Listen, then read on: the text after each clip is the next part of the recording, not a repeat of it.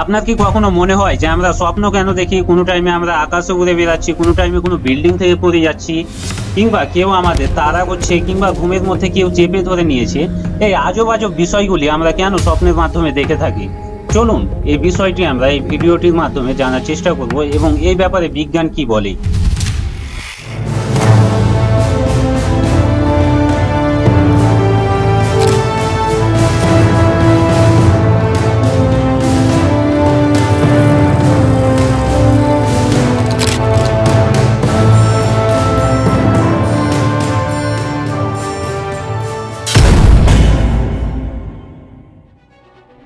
দেখেন, ঘুমের টাইমে আমাদের শরীর বিশ্রামে চলে গেলেও আমাদের যে মস্তিষ্ক আছে এটা কিন্তু কিছু অংশ কাজ করতে থাকে।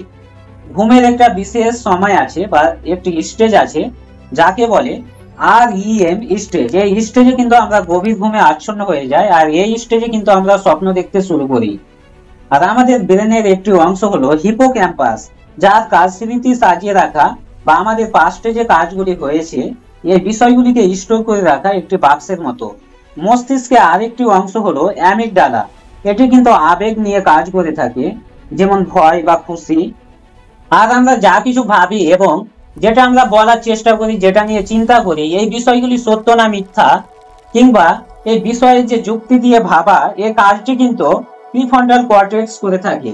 আর এটি কিন্তু আমাদের এই ঘুমের স্টেজে পা দেওয়ার সাথে সাথে বা ঘুমানোর সাথে সাথে এটি বন্ধ হয়ে যায় বা কাজ করা বন্ধ করে দেয়, এটিও বিশ্রামে চলে যায়।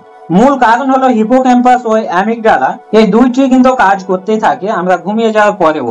আর এই দুইটি মিলে কিন্তু আজব আজব বিষয় নিয়ে বা যে কিছু পাস্টে ঘটেছে এগুলি নিয়ে একটি স্বপ্ন সাজাতে থাকে, একটি সিনেমার মতো চিত্রকে ফুটিয়ে তোলে। কিন্তু আমাদের মস্তিষ্ক প্রিফ্রন্টাল কর্টেক্স ডিঅ্যাক্টিভেট হয়ে যায় বা বিশ্রামে চলে যায় আমাদের বডির সাথে সাথে।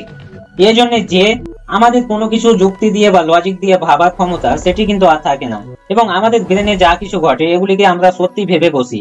তাই রাতে ঘুমের মধ্যে আজব আজব আমরা স্বপ্ন দেখি এবং আমাদের হাত পাও নাড়াতে থাকি। অনেক সময় দেখবেন আপনার বন্ধুর সাথে যা দিনের বেলা ঘটেছিল সেগুলিও স্বপ্নের মাধ্যমে ভেসে ওঠে। বিজ্ঞানীরা বলে স্বপ্ন হলো মস্তিষ্কের নিজস্ব খেলা।